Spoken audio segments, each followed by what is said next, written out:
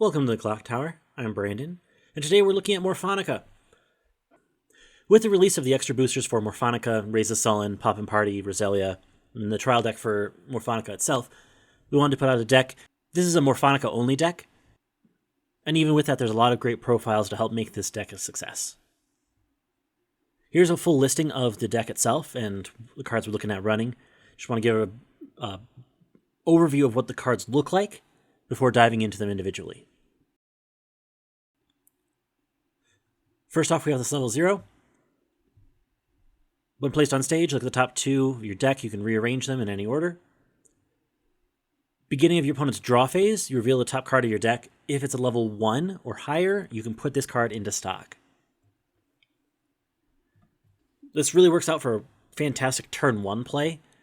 Playing it on field, looking at the top 2 cards, making sure that your level 1 or higher card is second. You swing once, beginning of your opponent's turn, you then send it to stock. So you build stock early, which is really helpful because this deck does like a lot of stock, but you have the access to build it really quick. So a card like this, fantastic to help build that profile in. Next up, we have this 0. If you have 1 or less characters, gains another 1500 power. And then at the beginning of your opponent's attack phase, you may run to the empty slot in the left position.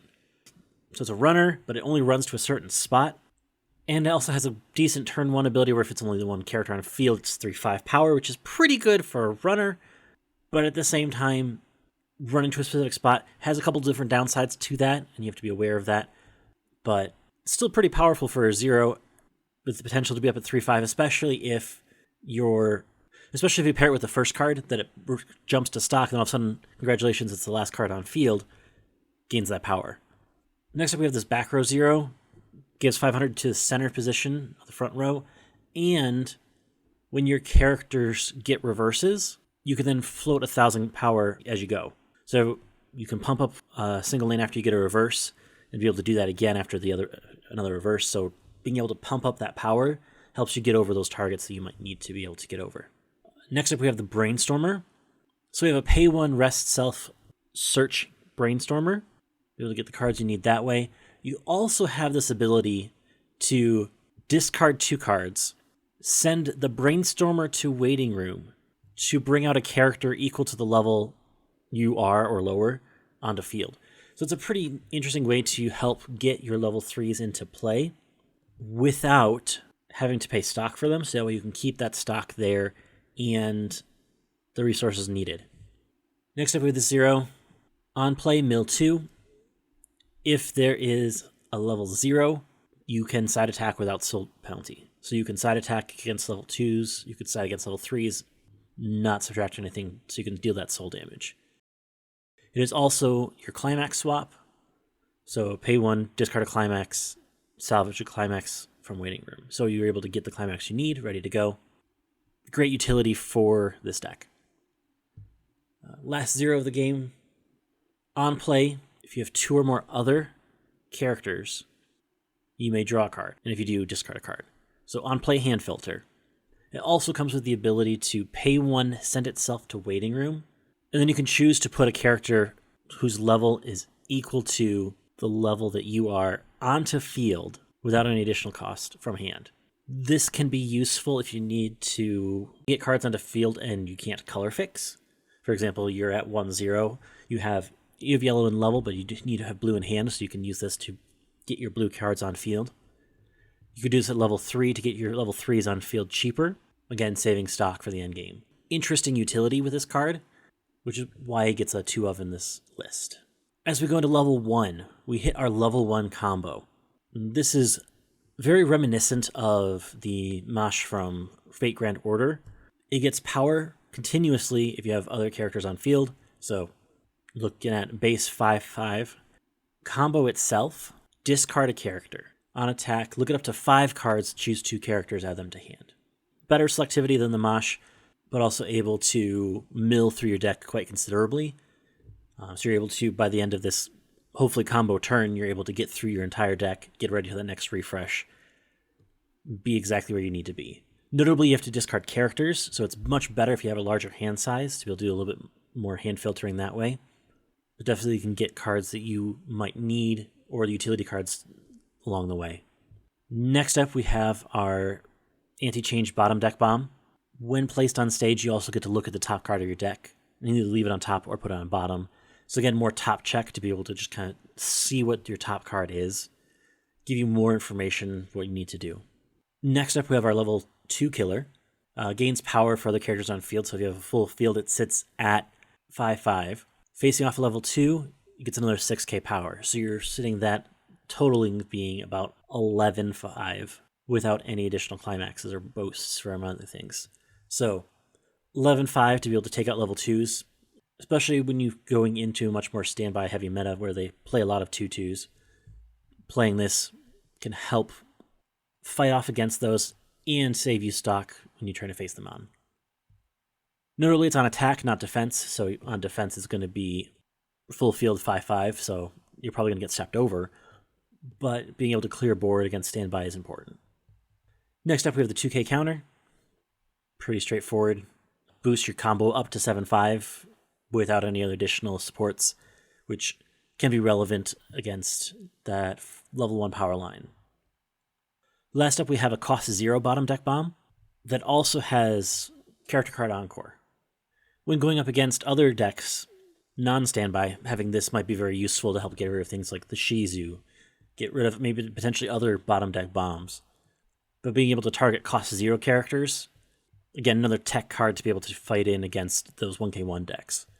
So you have the level 2 killer or the cost 0 bomb, depending on what you're facing.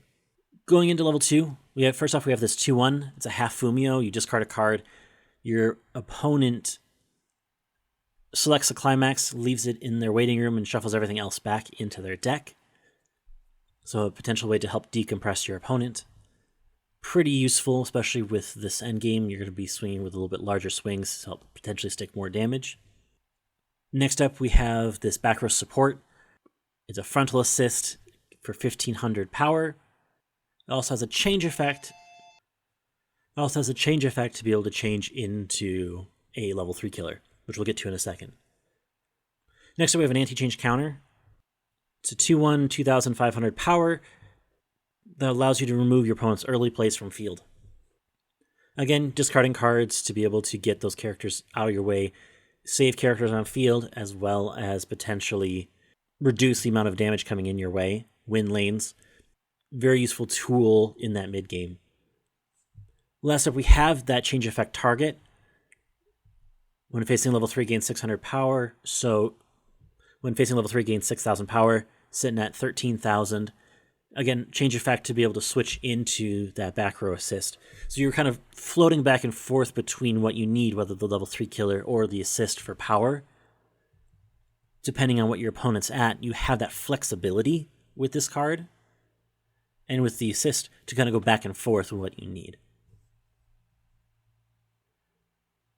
As we go into level 3, first off we start off with one of our more interesting choices here. When you play this card on stage, you can choose a character to give it +1 soul. So we can give this +1 soul to our combo, which will be actually pretty nice here in a second.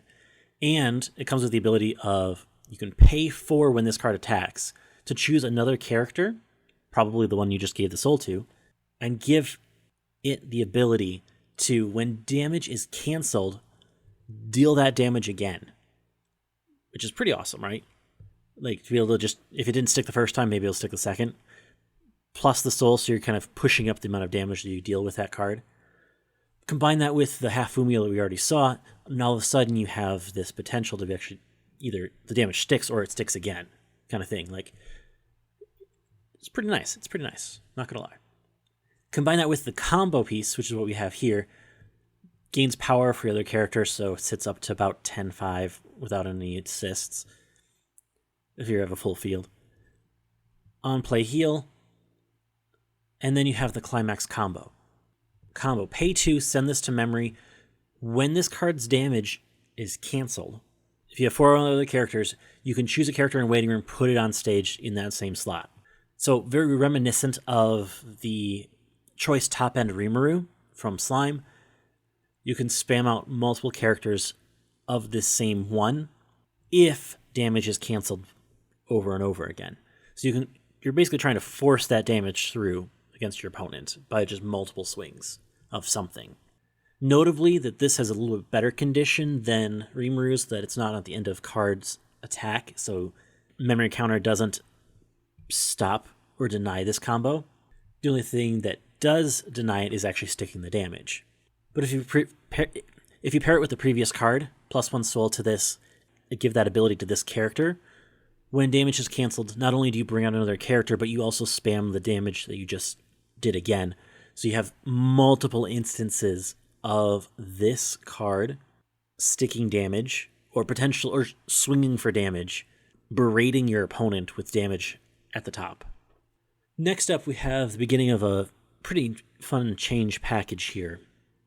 I really run these both as one-ofs, but I think it's really important to see this kind of go through, because this first part allows another character to gain immunity to backups or events for the turn. So your opponent can't counter over or deny your combo lane, for example. But at the beginning climax phase, it can change into the next card. This card here has on attack, pay 1, discard 1, 3-card Icy Tail. And during your opponent's turn, when you take damage that's not canceled, and this being in the front row, you can damage Scry 1. So damage Scry to help survive a little bit more defensively, alongside giving something else the ability to deny backups and counters. Very fantastic pairing of these cards that really allows for some defensive playability here at the end, especially if you need to survive another turn.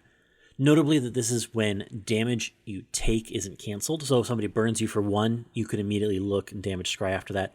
If they have multiple burn 1s, multiple Scries. Potential, as long as you don't cancel, right? So it sets up to help defensively. You take that smaller damage, cancel the bigger stuff. So that way you can survive a second turn if you need to close out the game. Looking at this deck overall, once again, you have a lot of mill, you have a lot of potential to get the cards you need into hand, a lot of ability to check the top of your deck to make sure that you know what you're playing or triggering, a couple different filtering tools to be able to get the cards you need on stage, a lot of playability with each other to be able to make sure you have the cards that you want on stage, and be able to flexibility between whether defending or offense kind of idea, the assist versus the early play killer, to go into that explosive endgame that you want. Swinging higher damage numbers, but swinging multiple times in order to make sure that damage gets through. So really fun combo at the top, really fun way to have this go off. And especially if you're going into Bang Dream, this is all from the new release. So all cards available from the new release is coming out this past weekend. So if you don't have the older Bang Dream cards, not to worry. This deck is specifically focused from the most recent edition. All these are Morfonica. There are other bands attached with the new releases that are worth exploring too, so feel free to check those out. We just wanted to get this deck out to you guys, and we hope you enjoy. We should have gameplay for this deck later this week, and next week we're looking at another Clock Talk. So thanks so much for joining us. Have a good one.